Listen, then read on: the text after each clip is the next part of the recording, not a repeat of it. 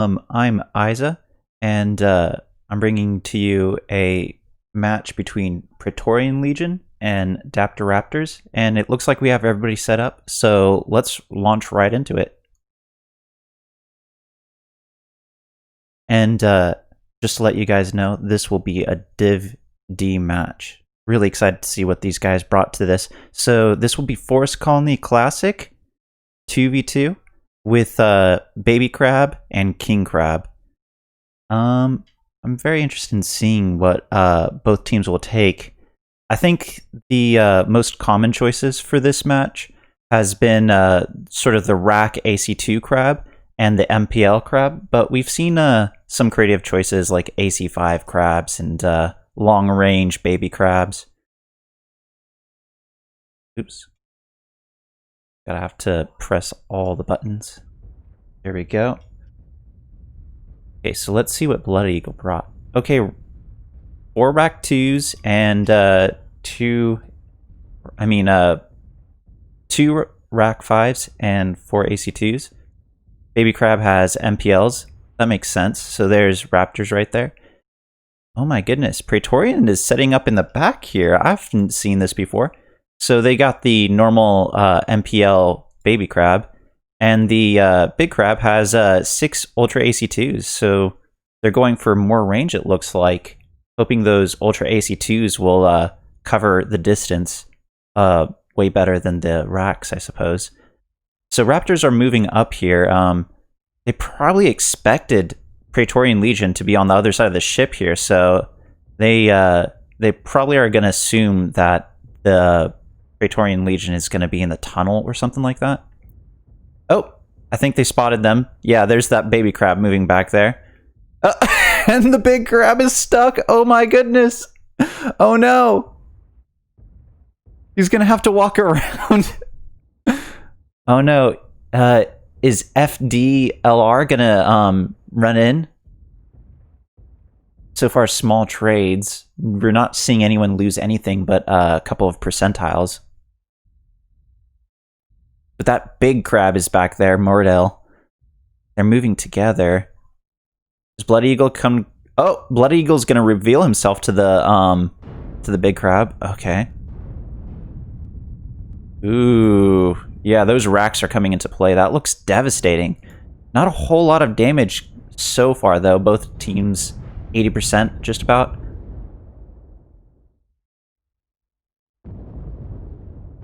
Yeah, that crab's a little bit beat up. 79% to 80%. That CT's red. Well, the armor's red. Blood Eagle's looking a little bit better. It looks like his damage was spread a little bit more. Not quite capturing what's going on with these baby crabs, though. It looks like that's sort of mixing out into like 2 separate 1v1s. Very, very important to try to make it a 2v1 as much as possible. Oh my god, one of the crabs is legged. I think that's Night Fox. Oh, that's not good. It's going to be stuck there. But then again, FDLR is really beat up there. His CT's open, his right torso's open. That looks a little bit rough. And Mordell's King Crab is open CT as well. Are they going to get the other leg?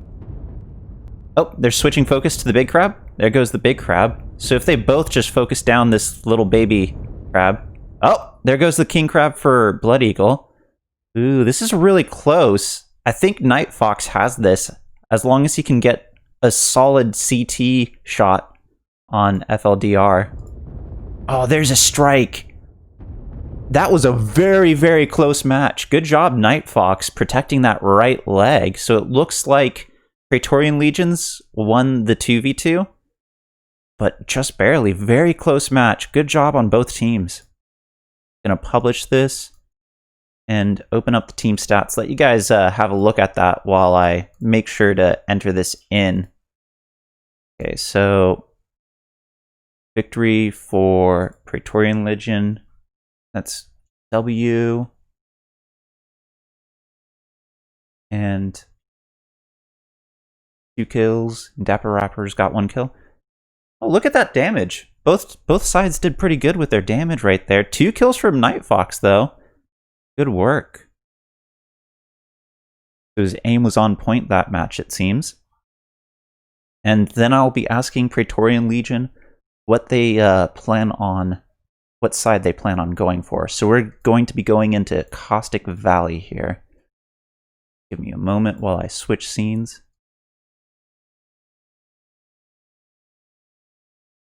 Hopefully the points are up to date. I think the points are right there. Okay, cool.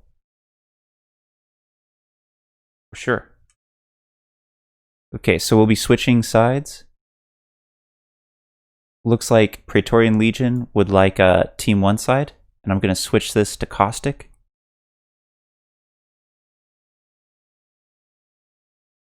Okay, so it looks like I got time of day and everything correct there. Don't want to make that mistake ever again. And I'll let Team 1 know they have a few minutes. Or 5 minutes? I don't remember. Perhaps it's best if I don't say, just in case I might get the time wrong. Okay, so Caustic Valley. We've seen it in the last Trials of Combat for the light drop, for 4 lights and 1 medium, but this drop is going to be 3 lights, 1 medium, and 1 heavy. So I feel like we're going to see a lot less running around all over the place, a lot more static positioning. I expect both teams to fight along, like, just outside of the caldera, among the rocks.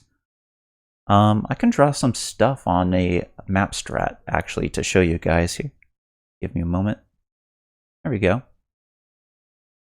So, I expect Praetorian Legion to sort of set up with Bravo Charlie Lances and sort of, oops, wrong color, and sort of move up a little bit cautiously here into Echo 4, while Erie, the Dapper Raptors, do the same thing, sort of mirrored from their side in Echo 6 and Echo 5. And whichever team's viewed forces, whichever team I think will be seen first, is whichever team goes the furthest away from the caldera. There is a chance that they will instead go for Theta, but yeah, we'll see how that turns out. If there's a fight in the caldera, which I don't expect, it's going to be very, very hot. I don't know what exact mechs each team might decide to bring. I think it's sort of a toss-up whether you want to bring a fast heavy mech or if you want to bring a really slow but really powerful heavy mech. And yeah. Okay, both teams are moving around here. We have Charlie stacked for Team 1 with 1 in Bravo. That's to be expected.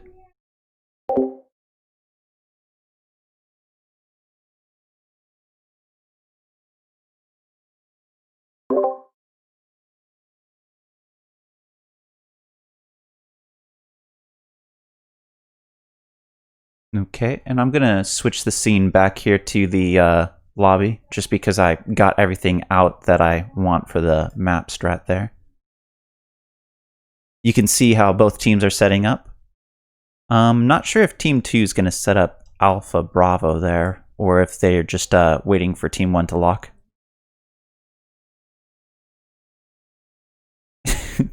What are they talking about here? Racks on the king? 2 rack 5, 4 AC2. Yeah, that was unexpected. Rack 5s rather than rack 2s. Personally, I prefer the rack 2s. I just feel like they dish out more. And they have a little bit more range.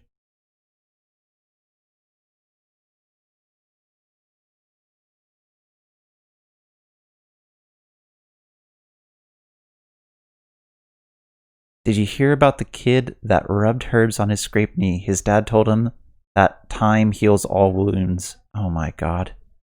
They're sharing dad jokes. Amazing. Okay, so Blood Eagle said locked. Night Fox said locked. Okay, launch. Let's do this. Gonna be sure to change scenes here quickly. make sure I don't mess this up.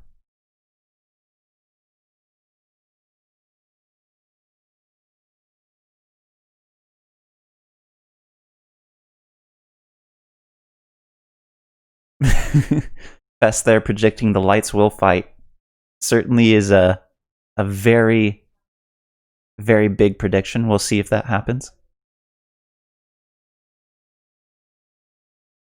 I think this this Caustic Valley match will often come down to which team does a better job of staying together and focusing targets.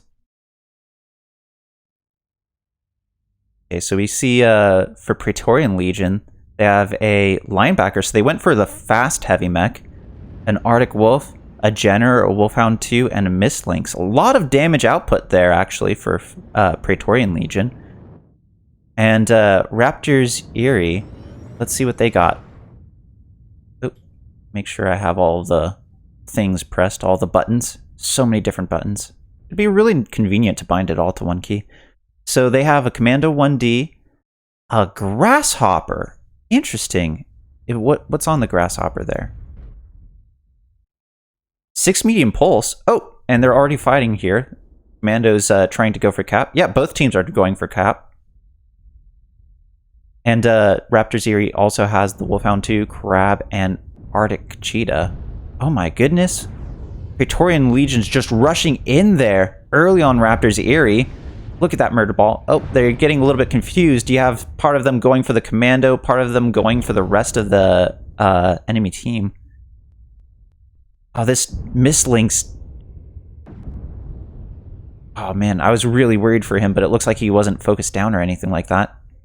How's that Jenner doing? Oh, there he goes. Popped really quickly. Oh my god, back shot on that Wolfhound 2. Oh my goodness, that Grasshopper goes down too. Cord out from the back, or did he overheat perhaps? I'm not sure what happened there. Oh my goodness, this is just an utter flat out brawl. Mistlynx and Crab are having their own 1v1 in the side here.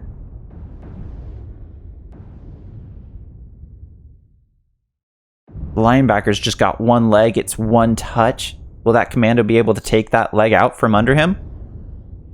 Nope. He decides to ditch out to go help his teammate, which is actually a pretty good move, I would say, at this point. Well, nope, he comes back. He comes back, gets the linebacker killed.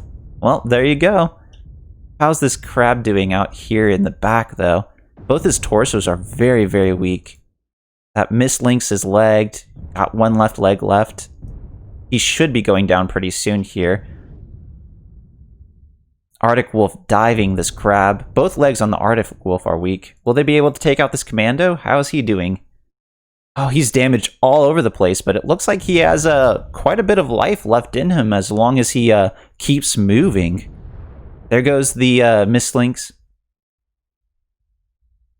And Praetorian Legion are going to take cap to force the commando to fight on their terms, be a little bit more aggressive. So yeah, that Arctic Wolf is very weak. Right leg's the last thing left. Will we see a comeback from Slice here? Will Slice clutch this match? That Wolfhound's legged. Left leg is the only thing left. Oh my goodness, that strike is criminal. Look at that.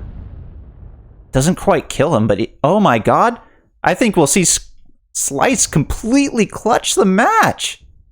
Good job, Slice. Wow, another really close match from Praetorian Legion and Raptors Eerie. Good job. Great showing from both teams. Very close match. What would have really helped both teams out there? Somewhat kind of like the 2v2 is a little bit more focus on one target. Try to avoid separate battles going on at the same time. Try to make it all one battle and you'll find success. But it was a very close match. We'll have to go running around finding another cap there. 2 medium lasers on that commando. And 2 SRM4.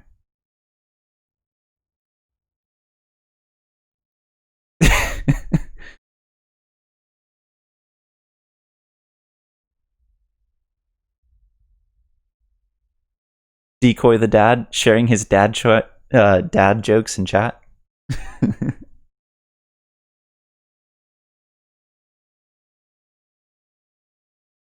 And there we have it. Win for the Raptors. Okay, and I'll have to make sure that I get this entered in. Okay.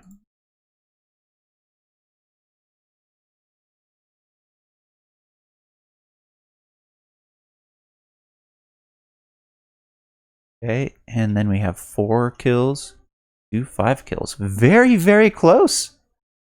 6 points to 11 points.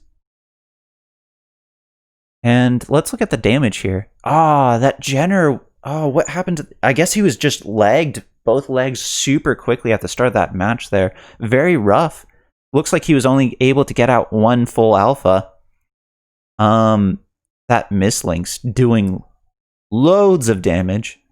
And surprisingly enough, that Commando also dealing loads of damage. 4 kills for the Commando. Oh my god.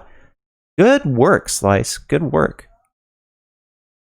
And I was booted back into the lobby.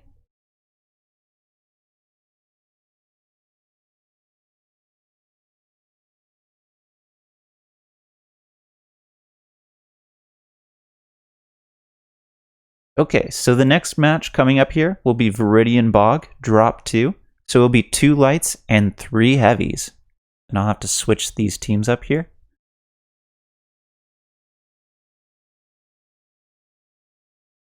Really convenient when they all have the same unit tag to be able to switch them. Okay, Viridian Bog, where is it? There we go. Cool.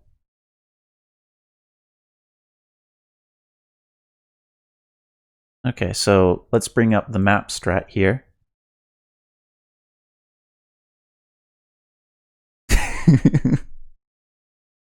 Blood Eagle asking Fest not to hate. Okay, so let's take this to the map strats. Yeah, MVP Slice for sure did a great job in that match. You guys gotta get him a little treat or something. Okay, so for Team 2, we have Praetorian Legion on the right here, and Team 1 is on the left here with the Raptors. So what you see a lot here is, you know, of course, short range is something that's always an option. You have the capability for both teams to just ball up there. But, one second, I'm going to draw this out here. But you can take a wider look at the map there and start to figure that you can have teams on either side going high instead. So trying to take like Echo 6 or maybe jump up onto these rocks up here.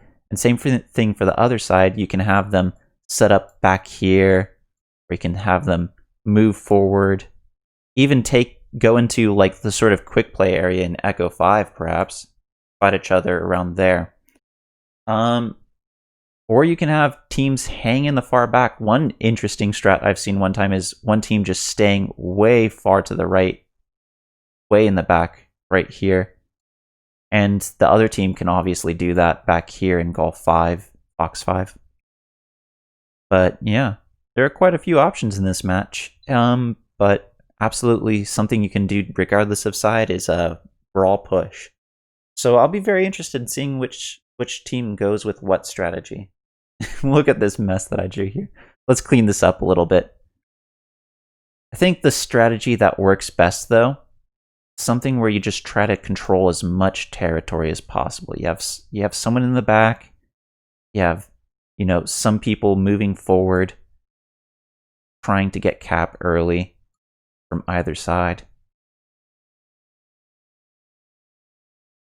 Map control is always a great way to go. Team 1, the Raptors are currently set up with an Alpha Charlie stack, so no surprises there. For a lot of these ToC matches, you sort of expect 1 or 2 spawns, and don't really expect much differences. Here, I'll switch to the lobby cam so you can look at it. So with 2 lights and 3 heavies, I expect to see, the standard K9 Wolfhound. Maybe not a Wolfhound because it will be nice to have jump jets. Maybe something else with jump jets, but otherwise Wolfhound. You do see a lot of Rifleman 2Cs, a lot of Brawl heavies. Sometimes ATMs or LRMs on this map. Depends on where you're at. Team 1 is locked right now, so now we're waiting on Praetorian Legion.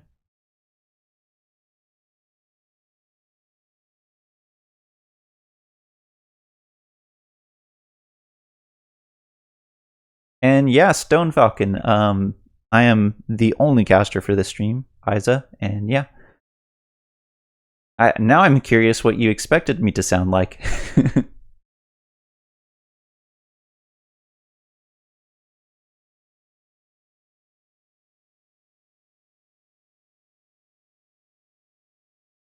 Okay. Just to double check. Night Fox is locked? Okay, cool. Let's do it. Both teams are ready. I'm excited to see what they bring in this one. Gonna switch the scenes here. I would hate to have the things wrong.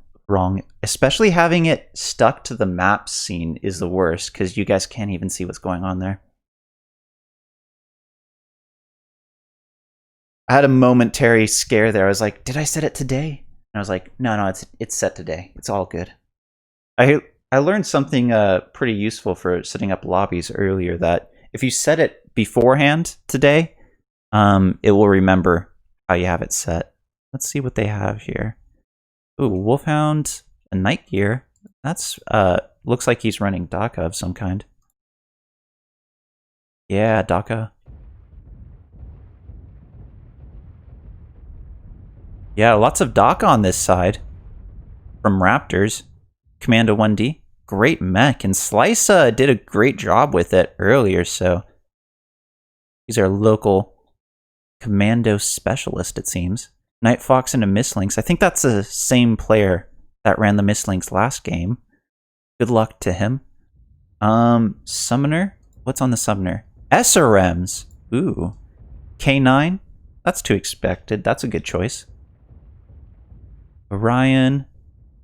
Okay, so they're a little bit more brawly. Oh my goodness, and a Streak 6 Mad Dog. Is there a fight over Theta? Well, yeah. Not really. Oh, oh no, will Slice be rushed here? Oh no! Run! He's not taking much damage so far, though. That Streak Boat is scary as heck, though. 82%, how is he doing? He's a little bit yellow, but he's alright otherwise. Oh, very close range engagements happening with the ballistics on this Summoner. I think the rest of the team is stuck on the bottom there, so as long as they don't drop down to Theta, Raptor's Eerie should be alright. Oh, that Summoner's getting completely lit up. His CT is already open. Oh my goodness. Now Raptors are being able to shoot down into Theta, but Praetorian Legion is pulling back quickly. Oh my goodness. The Cataphract's rushing so forward by himself. Wasn't punished too much. He's open CT now, though. That Orion did a good job. We're all rushing them. Oh my goodness. 2v1ing, but he's dishing out so much damage that Orion. Now we have sort of 2 separate battles happening as Orion pushes the... oh my goodness. Wow! 4 deaths at the same time. Oh my goodness. There goes the Urban Mech. So now it's a Orion, 2C, and a Mistlinks versus a Night Gear Commando and Wolfhound. It's looking pretty bad for Praetorian Legion right now, I would say. I wonder if that Mistlinks can carry, though. Go Mistlinks! You can do it! kind of hard to see with all these lilies in the way. It would be nice if there was an option to make them disappear.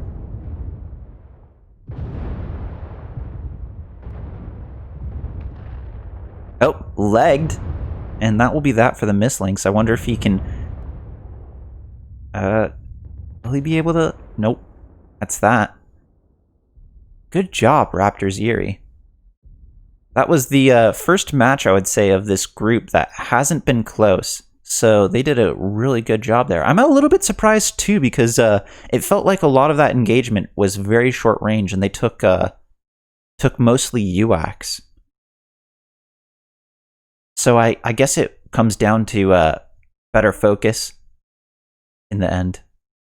And also, Praetorian Legion was a little bit caught out there when they were down by Theta and had half their team up above and couldn't go back up, couldn't really engage with the people above the cliff.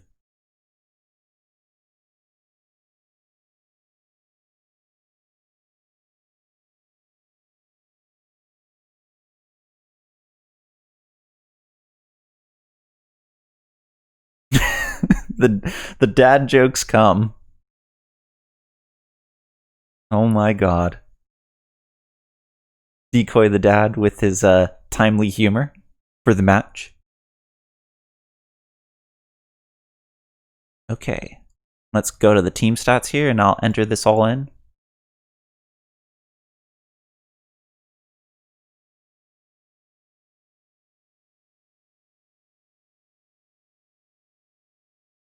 And looks like we might get Toaster here for CoCast. Okay, so Eerie with the win here. 2 wins in a row. Good job, Eerie. And 2 kills for Praetorian Legion.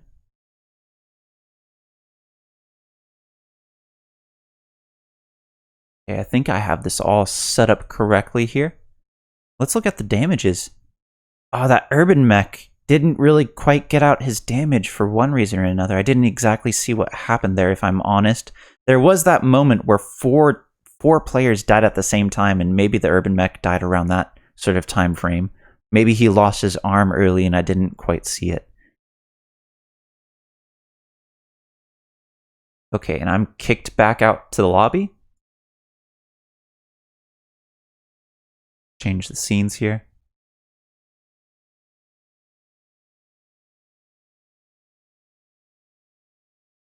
Okay, now I just have to switch these teams to the opposite sides.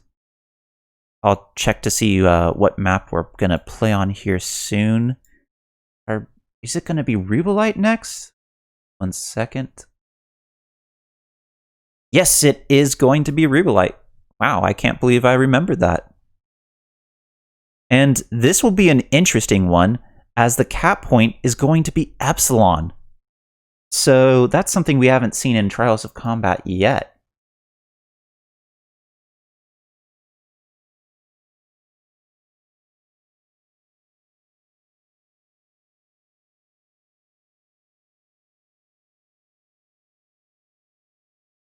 And let me bring up the map for you.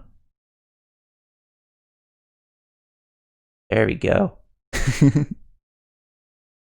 So now this is a really interesting thing. So if you look at the map here around Epsilon, it looks like it's just out in the open there. And, you know, there's that little rock that you can see right there, right? But it otherwise looks like it's just completely out in the open.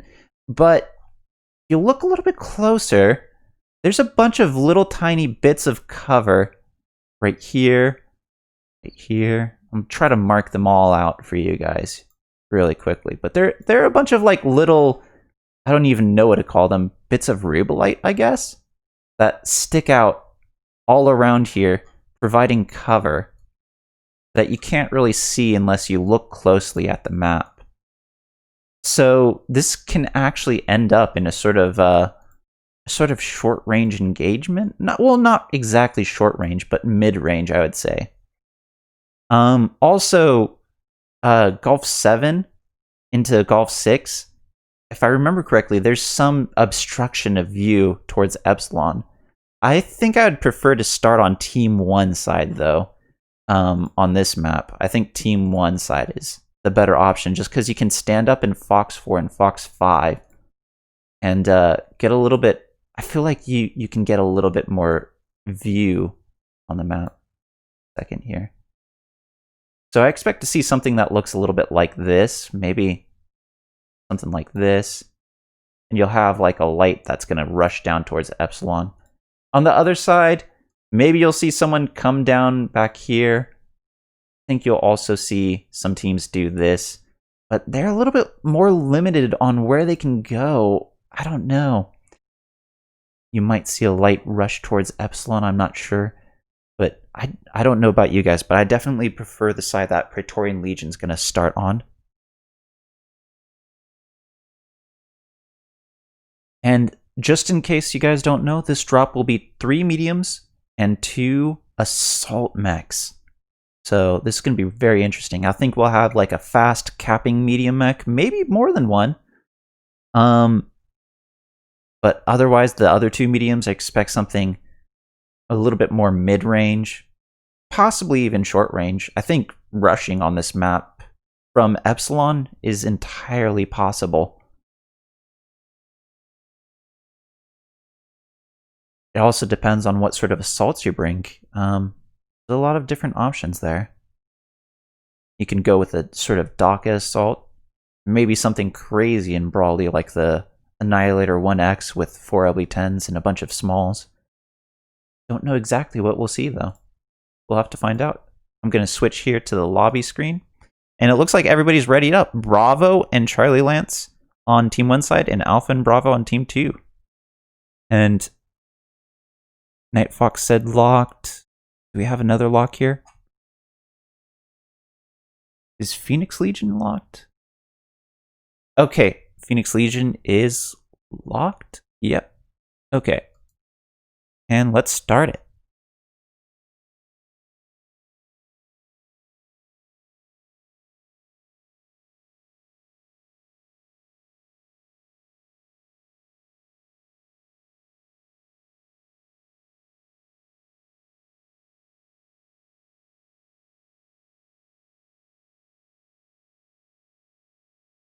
Okay, looks like we'll get Toaster in here for co-cast after this match. Excited for that. Just in case I'm not enough for you guys, we'll have someone else in here. An experienced caster, in fact.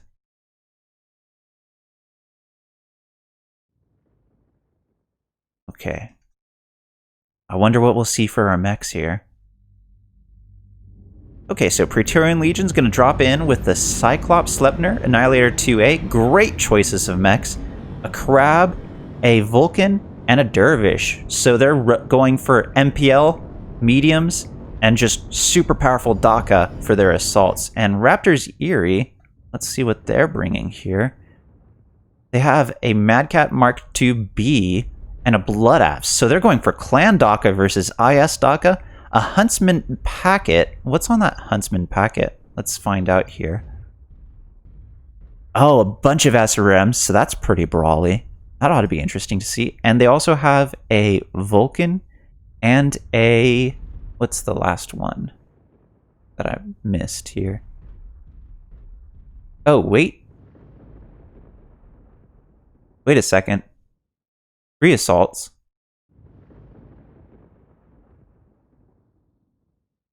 Three assaults. What? 1 second. I have to double check here really quickly. I'm going to switch to the map screen. Yeah, it's supposed to be 2 assaults.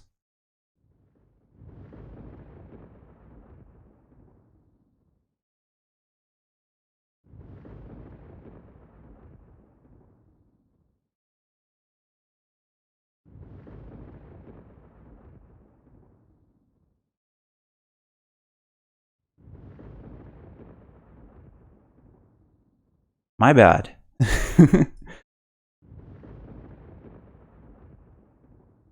3 mediums, 2 assaults.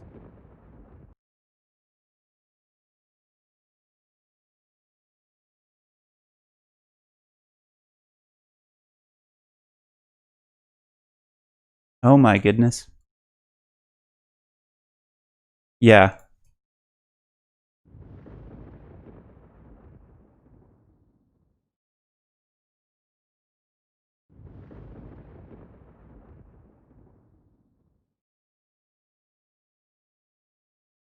Yeah, okay.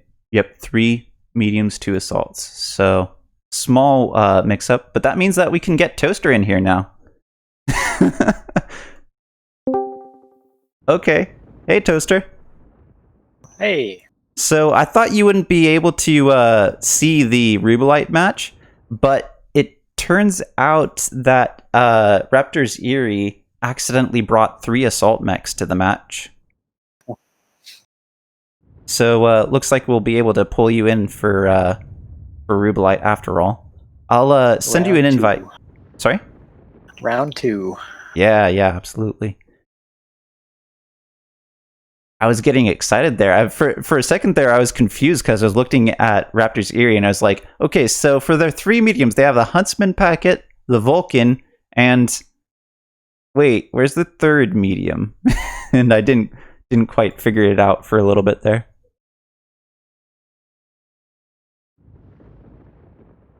These things happen. Yeah. For a second there, they chose good assaults, you know? Oh, yeah, absolutely.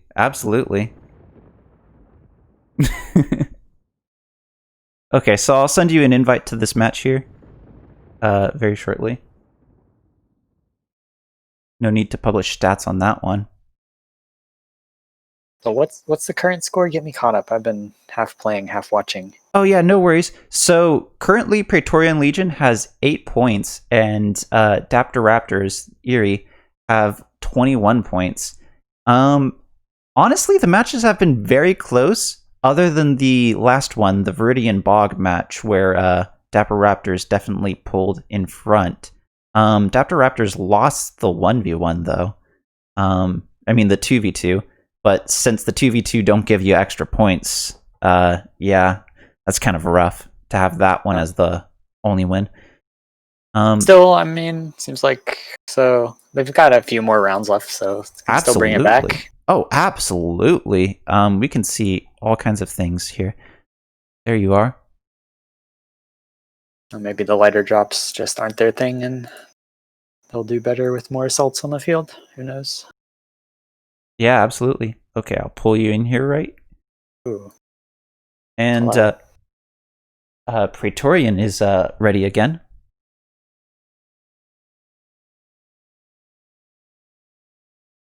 Yes, his dog. He's gonna tell us where the mean mech touched him. Check. 3 mediums, 2 assaults.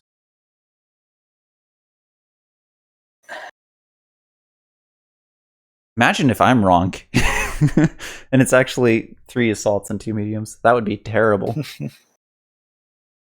Well, I'm looking at a thing, and I'm pretty sure I'm right though. I do believe it is. Yeah. 3 mediums, 2 assaults. Yes.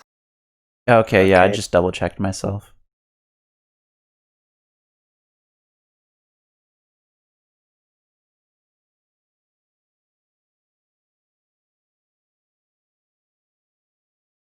Yeah, are you ready? Don't know. I'm not sure. Don't think they've said anything either. Yeah, I don't think they've said anything yet. Oh, FDLR is good. Okay, cool. Let's launch this. Okay. We'll likely see more or less the same thing. I want to see if Eerie's gonna go all clan assaults. Although you might have missed when I said that during last match. So it looked like we were going to get Inner Sphere assaults versus clan assaults, Inner Sphere assaults and MPL mechs versus clan assaults.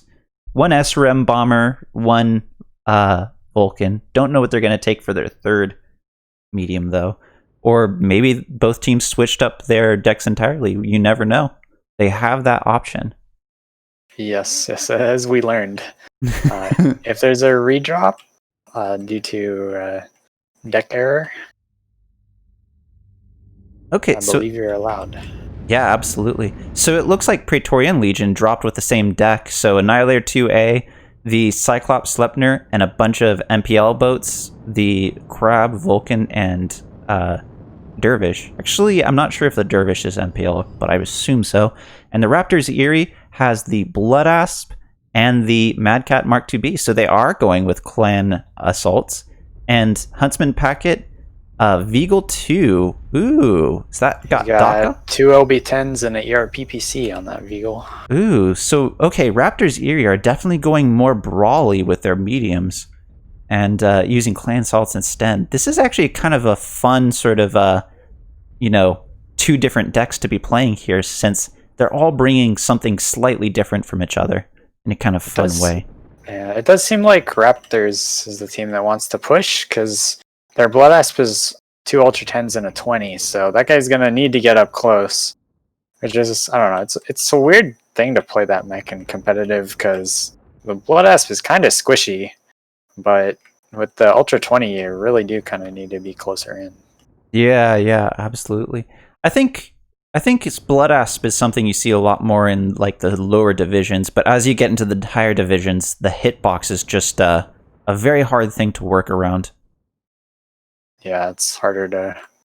those guns get shot off. Right now, the Vulcan on Epsi getting chased away. He did get the point for Irie, but is he going to be able to keep it? Because his team's very far away, and this Crab and Vulcan for PL are going to take it back. Yeah, they're going down below the Fox line, it looks like.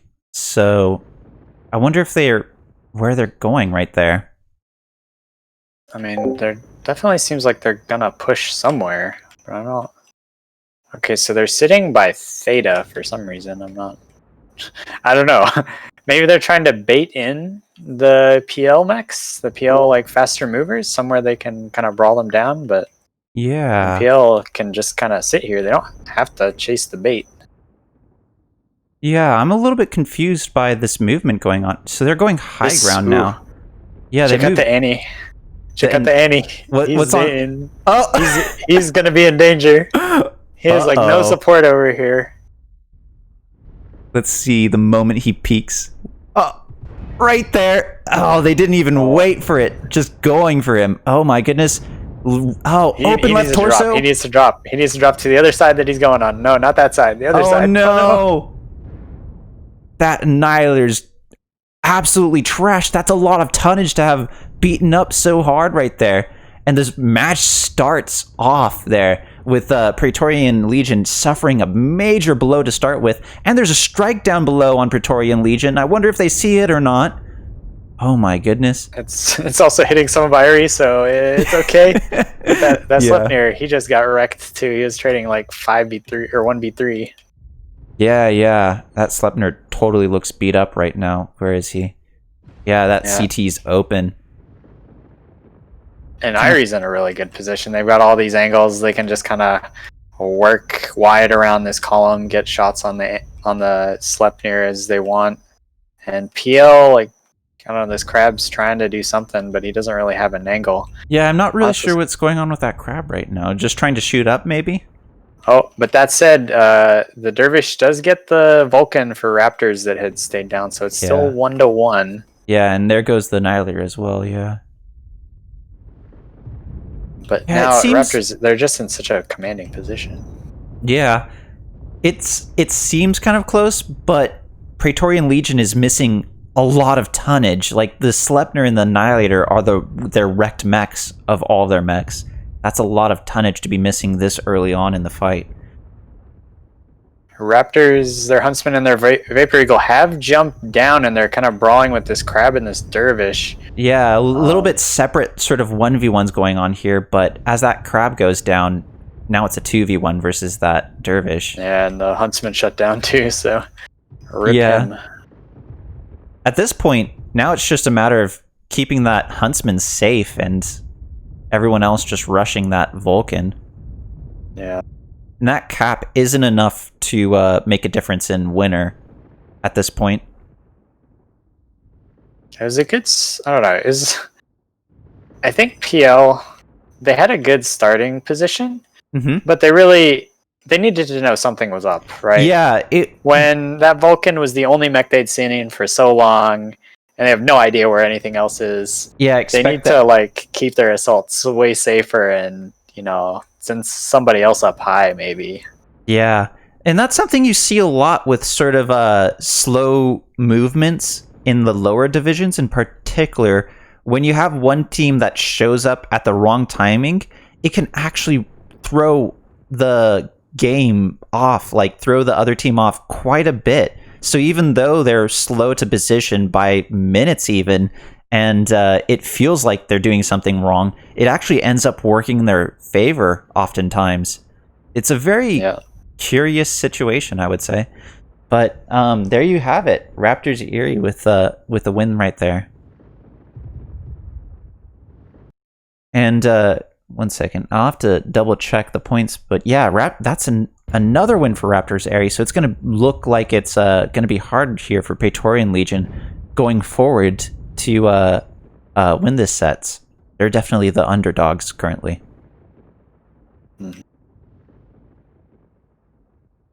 Well, you live some, you learn some. I think PL, they'll hopefully take a look back on this and think, okay, how could we do this better next time? You got to get your scouting game a little bit better on point. Yeah, I definitely don't want your Annie to discover them, 300 meters in front of his face. Yeah, all by himself. I guess it's something that you like, that even higher division teams sort of have to figure out, is that it's just as important to know enemies aren't in a certain specific location as it is to know where the enemies are. Like if you can if you can deduce that the enemies are in one location just because you know they aren't in all these other locations, you know where they are at that point. You know where to expect them, and you know how to set up for that. Yeah, part of that too is somewhat experience too. Like you're like, oh, yeah. Normally I expect a mech to be here. Why is he not here? Where's he gone? Sort of sirens start going off for you when you start realizing what's going on, and you're like, oh no. Well, there we go. Praetorian Legion. Oh my goodness, the Annihilator was zero bombed. Oh, poor guy. That's a rough match there for Praetorian Legion. Let's see them if they can get it back with this upcoming match, though. I think Praetorian Legion definitely has a shot here for these next two matches to pull it back. But I don't think their drop decks have been bad. And they haven't played. Just a little bit of execution issue. Yeah, just these little mistakes that just blow up into a big deal. Okay, and now I'm gonna have to move both teams here.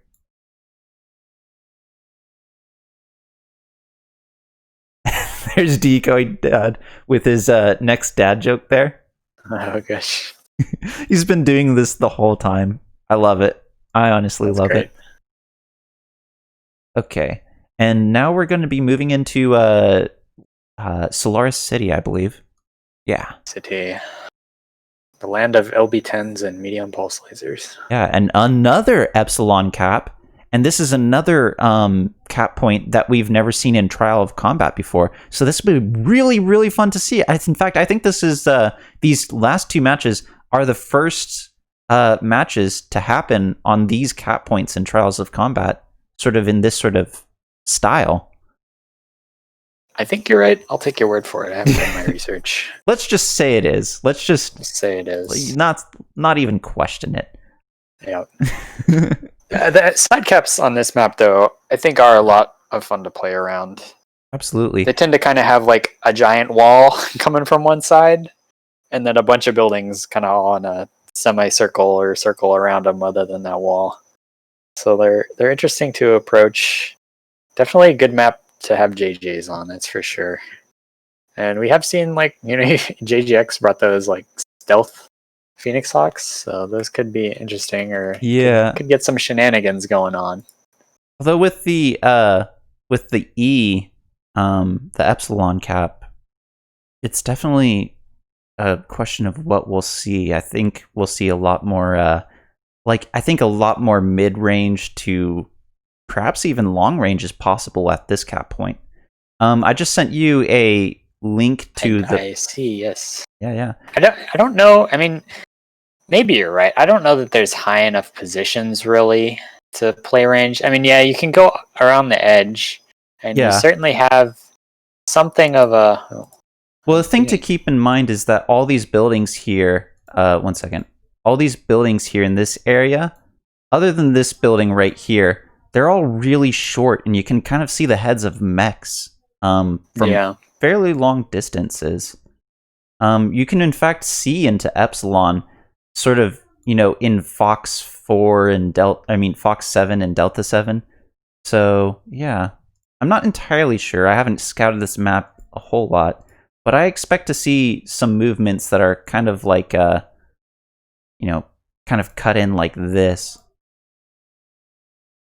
Maybe. I do think probably one team will try and brawl and like just set up some medium pulse boats on a corner. Yeah, that makes sense. Yeah, you can set up a bunch of short range mechs next to Epsilon. And I do think, even though the buildings, let's see, what is it? One medium, one heavy, 3 assaults? Is that what this is? Yes, it is 1 medium, 1 heavy, 3 assaults. Yeah, I don't know. I think definitely you're going to see Annies. Definitely LVX Annies, probably Sleipnirs. And it looks like both teams are set up, so I'm launching it now. Yeah, Vulcan, maybe, like, this would probably be a good time for your dual Ultra 10 Summoner, too. Yeah. So you can jump around on the building, take angles, and that mech is going to farm assaults. I agree. I think we might even see like the Pop-Tart Vapor Eagle, perhaps. Maybe. I don't know. I think your medium needs to be a little bit faster to just to try Epsilon. And contest Epsi and be a bit of a hold down angles. But we'll see. Makes sense. Yeah, I'm excited to see what these teams bring. And more importantly, what team's drop deck ends up winning the fight. I feel like this fight will be a fight of drop decks. Okay, so for Raptors Eerie, you have the Blood Asp, you have the Shadowcat, Sleipnir, Annihilator, and Warhammer 6R. Very, very solid mechs there. I wonder what's in the Shadowcat, though. Let me see. He is dual ER PPC, so he's gonna be the guy probably making those wide moves. Oh, we gotta hold. Oh, hold. Uh-oh.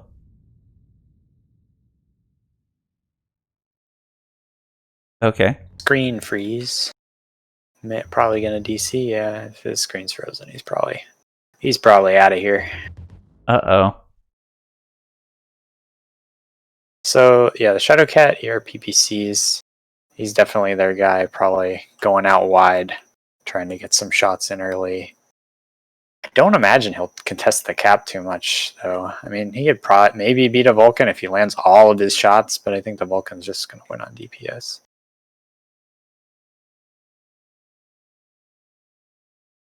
Okay, sorry about that. I blinked a little bit while I was reading the the chat messages. Yeah, no worries. They're holding. We're waiting. Yeah. Captain Miller reconnecting. He's in a Sleipnir, so definitely not a mech you want AFK. Yeah, it looks like Praetorian Legion definitely went more DACA heavy than the Raptors Eerie. I mean, I don't know. Like, Raptors Eerie, they have more IS mechs? It's pretty. Let's see. It's basically Raptors has a Blood Asp instead of a Mad Cat, and a Vulcan instead of a Shadowcat, and a Night Gear instead of a Warhammer. But Raptors, their Sleipnir and their Annihilator are Ultra 5s, which I think is a little weird for this map. I mean, Ultra 5s are like 600 meter ranges. I would expect, like, if anything, Ultra 10s and Ultra 5s. I want to see what's on this Warhammer, though. Yeah. He's got dual LB20, so he got the memo. We brawling today, boys. Yeah.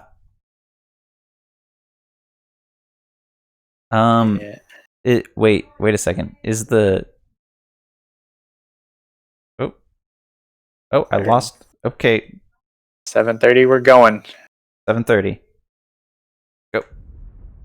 Oh, yep. Mordale? Okay, Mordale's moving. What is this night gear?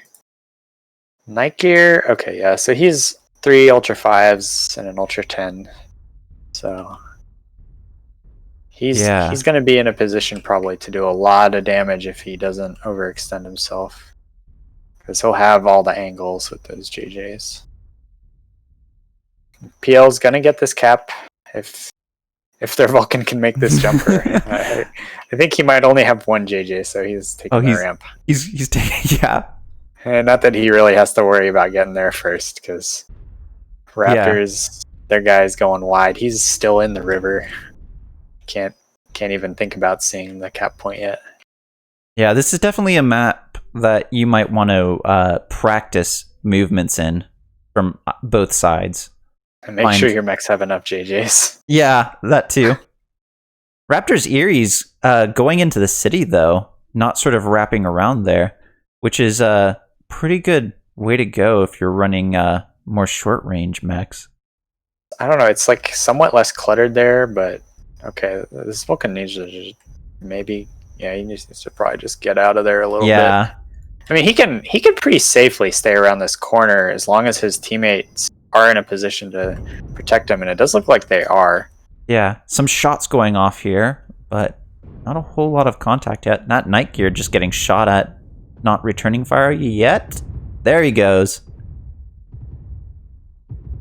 You have that big damage going down on Mordale, but you have that Shadow Cat. Oh, he's PPC pop-tarting out to the side there.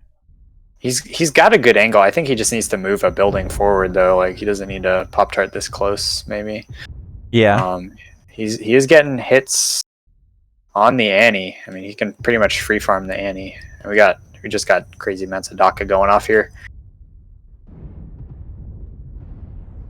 Pretty even so far. PL taking, kind of the worst side of these trades, but overall not doing too bad. Captain Miller, 82% in his Cyclops. Let's see how he's doing.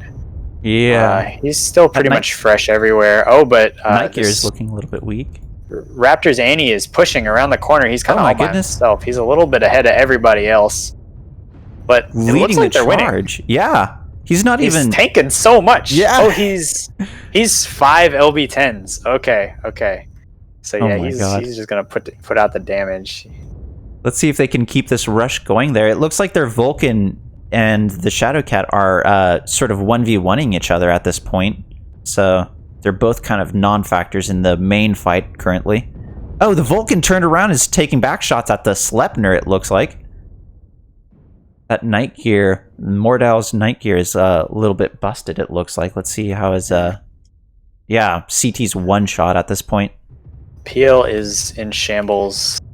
Mad Cat goes down. He tried to get out. Mordale and the Night Gear goes down. Yeah, that Annihilator won't die. It's going to be cleanup on this Vulcan. He needs to probably try and kite them out and see if he can get a pick. It's not going to be easy, but... Okay.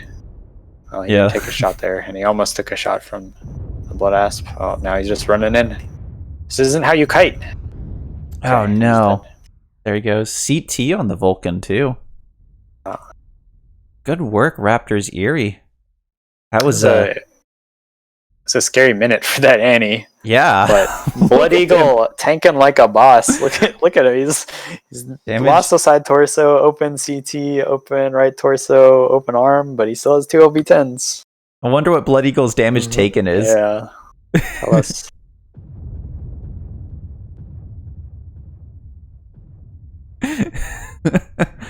Yeah, 34%. Look at that. He hasn't been shot at the legs at all. But it's still potential for that. He's taken like 600 damage or something crazy like that. Easily with those Annihilators. Raptors gonna spread out. It was a good push by them. I didn't love their choice of the Shadow Cat, but it seemed to have worked. It did galvanize. Or I don't know, maybe Raptors would have pushed either way, but he had good ankles at least. I think maybe the reason why they picked a Shadow Cat is because since it's going to be off by itself, it'll be more mobile than the Vapor Eagle, maybe? Maybe. I mean, you can take 4 JJs on the triple PPC Vapor Eagle. Oh yeah, absolutely. And it would dunk on a Vulcan. Okay. Publish stats. Oh, I should have taken the time to enter in the score during that. Another win. Wow. It looks like pretty solid damage numbers from Irie. 600 out of their Sleipnir. 542 out of the Bloodass. Crazy. Even their Shadowcat pulled out pretty respectable 232 for as short a time. Yeah. Maybe he got a strike off, or maybe he just landed a lot of PPCs. Not so much out of PL. Their Mad Cat did a lot. Yeah. He was also the furthest back, so it's somewhat expectable. But still, 500, definitely respectable for that. Oh, absolutely. And even the Night Gear did pretty reasonable amount. Yeah. And like their Annihilator kind of got wrecked a little bit, and but otherwise I would say most of Praetorian's Praetorian Legion's damage numbers are like all right. It doesn't seem like there was. I think they just got out DPS because they had, the Ultra 5s rather than LB10s, where they were fighting, LB10s are kind of right in the sweet spot. And I didn't take a look at it, but it could also be a problem with accuracy as well.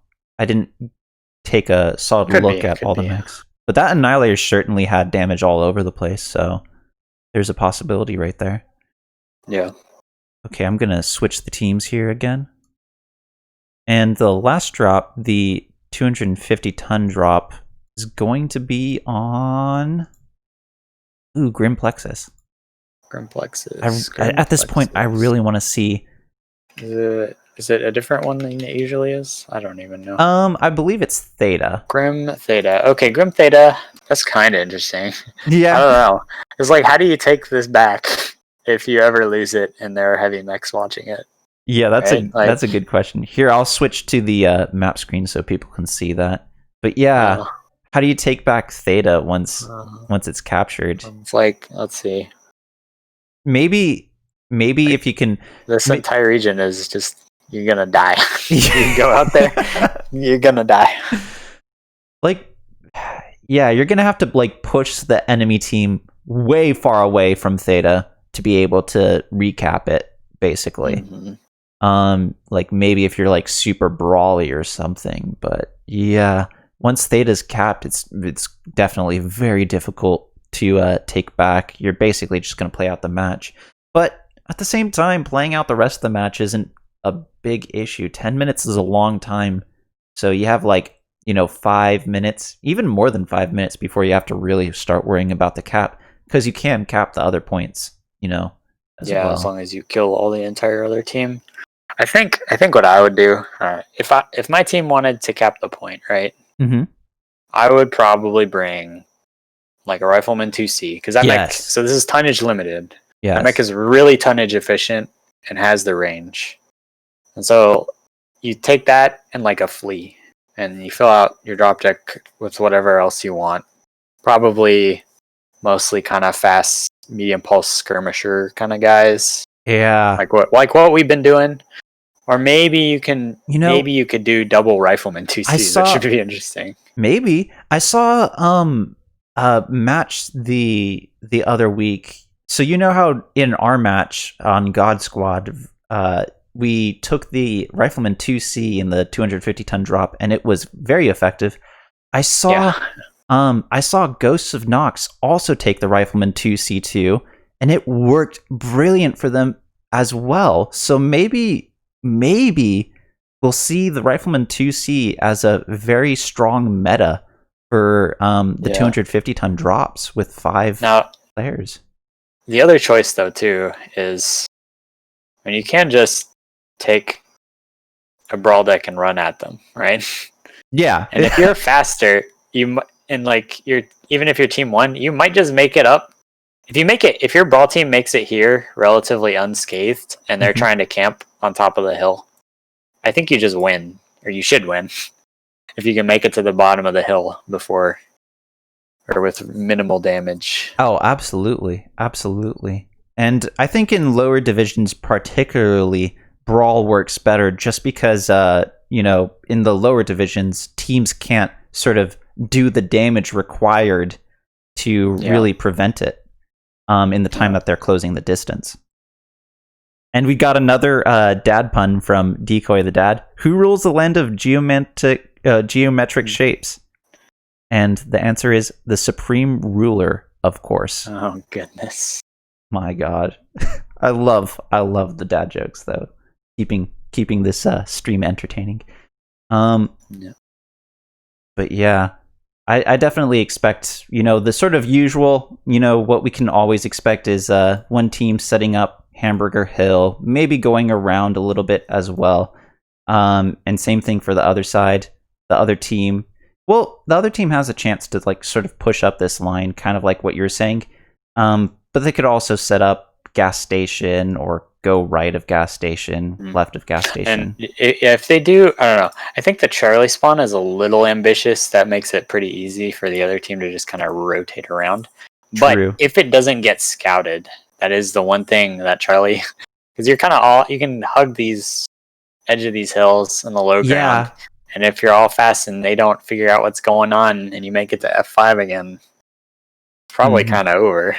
Yeah, absolutely. That's the one thing. I know we were hyping on the riflemen, but at the same time, if they get close enough to that thing, it's squishy. Oh yeah, absolutely. The thing's CT is massive, and its arms are as well. It looks like ready. It looks like both teams are ready. Locked. Slice is locked.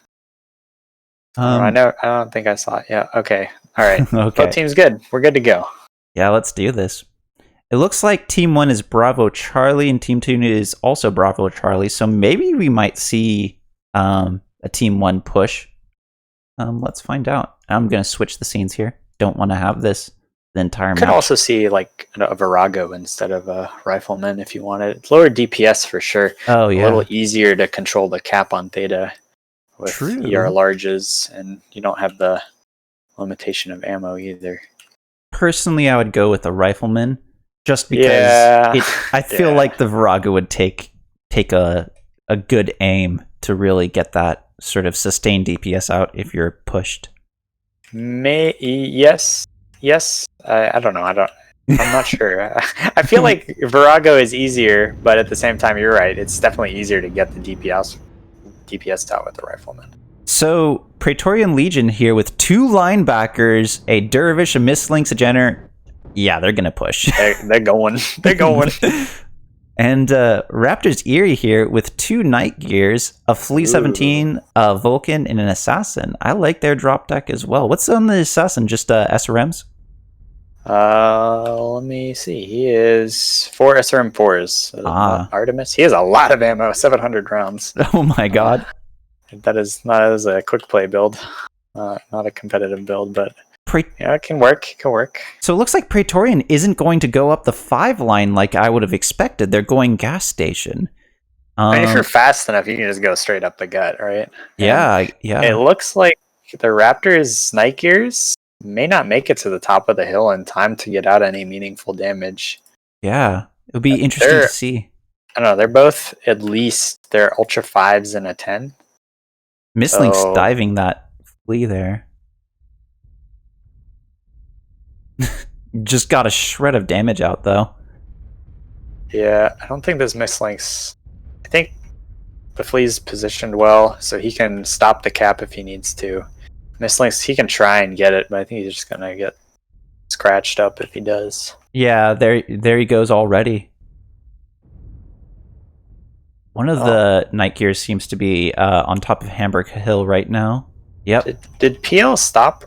It looks like stopped. It looks like Praetorian Legion were scared. Now they're rushing out.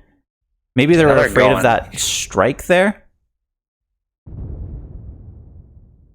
And the Mislinks is on the flea. He's chasing not getting damaged yet. Like there's not all of Raptors Eerie are shooting yet. They're starting to. But PLs, they're still like kind of running around them. But yeah, they're going to close eventually. But yeah, they're not running directly at them. It looks like that Assassin's going around and hoping to get some back shots, but he's got to really rush in on them and not so wide around. Now the real brawl is happening. I'm starting to worry for these Night Gears here. Yeah, they're gonna go down so fast. Yep. One of the linebackers for PL shut down, but he's back up and running, so don't worry about it. Yeah, legged. There he goes. Linebacker down. So, one heavy for a heavy. There goes another night gear, though. And the other linebacker on Praetorian is pretty happy. Oh, the screen just went dark. Don't know what that was. That is a lot of DPS off the field, too, for Raptors. So I think this is definitely going to go in favor of PL, unless, I don't know. Yeah, they're having troubles fighting that Blood Eagle. Or, yeah, Blood Eagle in that Vulcan right there. Yeah. Oh, he does get legged. Yeah, he was damaged all over. Now it's a Jenner and Dervish versus an Assassin and Flea. You'd think that the Jenner and Dervish would win this fight. I would think, but the Dervish, yeah, his legs are both open. He just lost one. Yeah. He's going to go down quickly after that. Oh my goodness. It looks like this is going to swing back in favor of Raptors. Wow. So I guess that Flea, maybe we'll see a lot of damage on that Assassin and Flea at the end of this match. The Jenner's leg there, and there he goes. Wow. It was a small pulse Flea, so that thing's gonna do a fair bit of DPS. Oh, if he absolutely. Gets ignored. And it looks like he certainly was ignored. Very fresh all over. So I'm not sure how that comeback happened. It looked like a loss of focus fire. Look at the kills and damage that a Flea and that Assassin carried hard. Oh my god. Yeah. Oh my god. 550 out of the Assassin, 340 out of the Flea, 5 kills between the two of them. That is just so much damage. And I don't know, even though the Night Gears, they did die, I think they were the first two to die. They still did more damage than like Decoy and, kept pace with most of the other PL mechs. Absolutely. I think the big issue there was PL. I think they stopped, and I wasn't paying too close attention to them, but I'm pretty sure they stopped. And yeah, I think they just needed to just full send across. Yeah, and I think a bit of focus fire as well, because if you saw the Vulcan, he was damaged everywhere. Just every single component was opened up in yellow or red. Until finally he was cored out. Yeah, maybe not the best calls on. Yeah, and that's a mech. It's not like a commando or anything like that, but it is it's not like a commando or an assassin, but it's definitely a mech that if you don't focus the right component, your damage can go just. Yeah. But that being said, Irie, they did a good job. They were down and they still managed to pull it back. They managed their heat well. All that, and those Night Gears, they put out 200 damage. That's not totally the worst thing ever. Yeah, absolutely. I think that was a solid set of matches to cast and watch being played out there, for sure. I think Airy, Dapper Raptors did a great job of controlling those matches just enough to get them the win very dominantly on each map. So perhaps it was a bit of focus, and perhaps it was practice in testing out the map. Yeah, it definitely seems like they came in with a pretty decent plan overall. Yeah, maybe not quite how we would all do it, but it worked. So that's all you can ask for sometimes. Absolutely. Okay.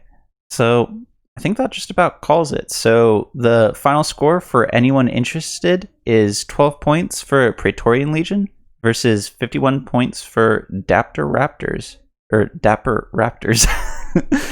I keep saying Dapper Raptors. It's a bit of a tongue twister. Yeah. You're just being nice by saying that, but thank you. No, trust me. You've not heard my casts, have you? Oh, no, I haven't. Well, I've seen a couple of them, but yeah. But thank you for co-casting, by the way. No problem. I don't know, I saw you all alone, and you seem lonely, and I know I hate casting alone, so I figured I'd come in and help. I'm playing some medium pulse boats in solo queue anyways. This is more fun. Oh, and seems like Blood Eagle is interested in an interview, so why not? Oh, is he? Okay. Yeah. I've already left the lobby, but we can Oh, I mean, we don't need to be in the lobbies for an Right. interview. yeah. So let me switch this here to this tournament screen during this. Should I perhaps ping the other team leader and see if they are interested in the interview? Yeah. That's I don't know who the other team leader is yet, but yeah, Mordale? I guess probably. Okay, give me a moment here. You always gotta kind of coax in the losing team leader, offer them some candy. Yeah. Looks like Slice and Blood Eagle are both here. Okay, let's bring them in. Hey. Hello. So we have Slice and Blood Eagle from Erie here. How are you guys doing? I am feeling very good and stressed. Those were some excellent matches. You did lots of anxiety and just getting off that high, I guess. More or less, job. Yeah, you guys did an amazing job. Particularly early on, Slice, in that commando in the first match. I'm not sure if you saw Toaster, but No, Slice here, like, basically clutched the entire match for his team. On that, all right, I have a setup. I have a drink next to me while we're playing. I had to get up after that one and walk around for a second, get another drink after that. My heart rate was through the fucking roof. Oh my god. That was crazy. This man said, "I need everybody to shut the hell up and let me play." We all do. We all do. Talking yet, but I was like anticipating them saying, giving suggestions. I'm like, nope, just let me do it.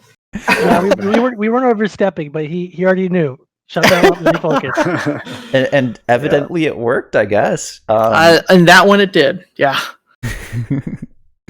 But yeah, just curious here, going into this week, what'd you guys do for scouting out and for practicing for the Solaris Epsilon and the RUBELLITE Epsilon matches? Well, those were the two big ones that we focused on. Solaris Epsilon, we ran several matches and found that just brawl pushing was the thing to do, and that's exactly what we did, and it worked out. RUBELLITE was a bit more complicated, because we really wanted to win that 2v2 at the beginning and get the team one side, because overall that's the more advantageous position. But we found that there was a brawl push path from Team 2 side that could get to them. And, we had to redrop because of an issue with our spreadsheet with the drop deck. And so we had to do a bit of improvisation there, which I think we did extremely well with adapting to. I say that just because my job is always just to go grab the cap because I'm the light guy. So, if I may, go for it. With the RUBELLITE, in reference to RUBELLITE, there was a lot of chatter. I was not in the drop, so I got the pleasure of listening to you guys, and it was so fun watching and hearing you guys say, "What is Erie doing? What is Erie doing?" And we knew what we were doing. That was all calculated. Shout out to FD. Oh hell yeah! He's our guy over here doing some strategy style things, and so far so good. And we knew what we were doing on that one. It was a hold, it was a wait, it was a push. Now, in our defense, we didn't know we were just going to walk into an Annie like that. Mad respect to that Annie pilot. We're sorry, but capitalize on the situation, But we were hoping to have more bodies over where the Annie was, just to brawl push. But found them solo, and it was good on them to readjust because they knew where we were. But sorry, Annie. I think Furlon said it himself. Annie, are you okay? It was hilarious. It feels bad, man. I do want to reiterate, just props to FDLR. He has been keeping us on track this entire time. Oh yeah. Oh, yeah. That's awesome. So you were giving props for the strategy going in there. Was his strategy to wait out the time, or was his strategy that sort of like Zimbabwe flank going super wide there? It was a Zimbabwe flank, yeah. Oh, okay. There was the hold, there was the timing. It was all calculated. We wanted them to kind of be like, "Hey, what's going on?" And for us to get into position and just have that right moment of, "Okay, now we push." It felt good and it felt right. Yeah. Very, very good here. So as the matches started going on, it felt like your team started doing better. Are your teams sort of more comfortable in the later drops, or did you guys just start to get a momentum going and just perform better as time got on? I think that's kind of the same thing for us. As like this is our first season in comp, and we're still working on the cohesion sort of aspect of things. Mm-hmm. But I mean, we do have a cohesion with ourselves, and as the drops go on, we get more on an individual basis into that mindset, and we just perform better as the matches go on. Oh, okay. So it's a sort of warming up sort of effect? I guess you could put it that way. Oh, okay. Yeah. Perhaps you guys will find more success if you warm up before matches start in that case. We could. I always say I don't want to waste my good matches before we get to the comp ones, but... That's or you be like me and you just get the jitters and you can't keep your hands steady. Man. On drop the one jitters with for me, holy hell. with the king crabs. yeah. I dropped in and I felt like, oh god, here we are. So yeah, jitters are real. Yeah, that first match was that was so close. It was very, very close. And that one crab won just from his leg. That was crazy. That was the only match that you guys lost of the set, but it's the only match that doesn't really count for a win or loss. So, yeah. I'd agree to disagree because we had our whole primary strat based around our map vote. Oh. We were, more than any of the other ones so far, this is the one we wanted to win the 2v2 on the most.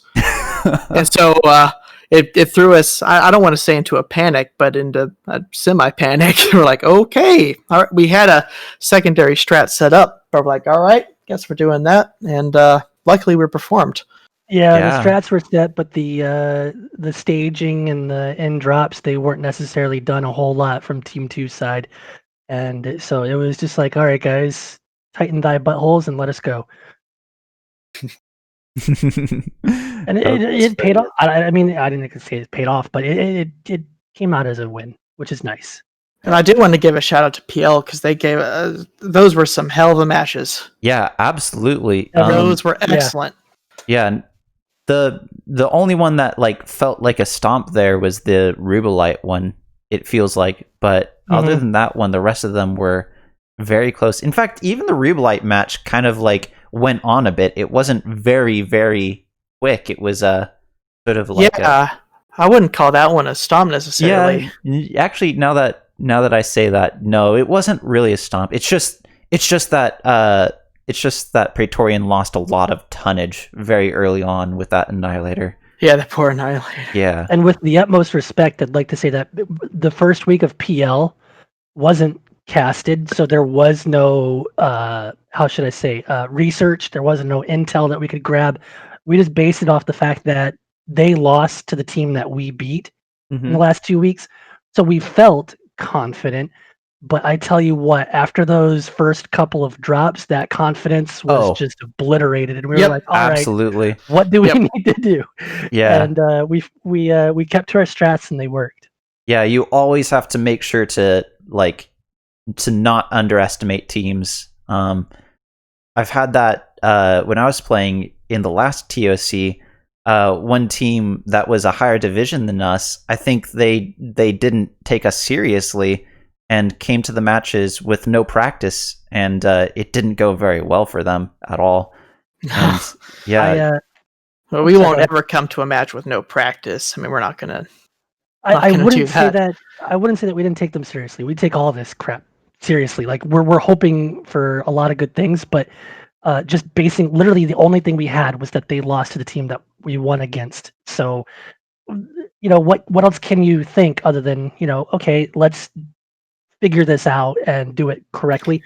But oh man, there was a slight amount of cockiness that just got obliterated immediately in the best way. Absolutely. Yeah. So hats off, PL. This was both the most stressful and the most fun I've had so far in this. Aw. Agreed. Yeah. Got to make It's sure great. that you let Praetorian Legion know somewhere. That's what I'm hoping to do right now. Yeah, and yeah. Furthermore, they seem to be so hospitable. They reached out for some drops with us, and we're encouraging the same. So we'd like to. Hopefully, I'm not sure if PL is going to be in here afterwards. If there's an interview with them, but we're definitely accepting the practices with you guys. It would be fantastic, man. Yeah. Well, yeah, that's actually a pretty good note to end on. Is there anything else that you would like to add to that? No, I think that's pretty much it. Just thanks to you and Toaster for casting, and Short yeah, notice, no- mind you. Thank you so much. yeah, that too. No problem. It was there were very entertaining matches to watch and cast from our end, and thank you too for playing them. Actually, it's Glad to keep you on your toes. yeah, it's definitely the players that are the stars of the sort of MWO League's casts. So thank you very much. Yep, thanks, I guess guys. it's been a pleasure. Yeah, and Later. yeah, bye. Sorry, go ahead, Izzy. And I think that will be all for now. I tried painting Moordale here in the MWO Comp Discord, but I think I should have really put a message in right after the Grim Plexus match to really get his attention. He might have went offline here and just not seen my message. So I think that's going to be all of our interviews for now. That's about it for the cast. So thank you so much for watching, everybody. I hope you enjoyed the cast. I hope I didn't make any mistakes that I'll find out about after finishing it. And I hope that it'll be useful for both your team and Praetorians to sort of go back and review. I hope I got good angles for you guys. And real quick, Isa, are there any more casts you're planning on doing this weekend? I got to plug. Oh, No? no. Yes? I don't know. No? Yeah, He doesn't know yet. Okay, so maybe. Maybe. So Stay if there is a cast that I'm gonna have coming up later, you should watch that. But if not, don't worry about it. Yeah, I'm sure there will be casts. Wow. Someone will cast something. So Yes, follow the channel. Yeah, please follow this channel. It's very, very fun. If you haven't watched like MW Comp before, very, very good fun. There's in fact sort of YouTube as well with a bunch of earlier casts from matches way before, and there's lots of great stuff out there for you to look out and watch if you're interested in comp. But Go counter strat your opponents. yeah, that too. Very, very smart thing to do. But I think that will be all for this stream. Thank you so much for watching, everybody, and I hope you guys have a good night. It was me, Isa, and Toaster as a co-caster, and it was Raptors versus Praetorian with a Raptor win. And yeah, that about covers it. See you guys. Bye. Night.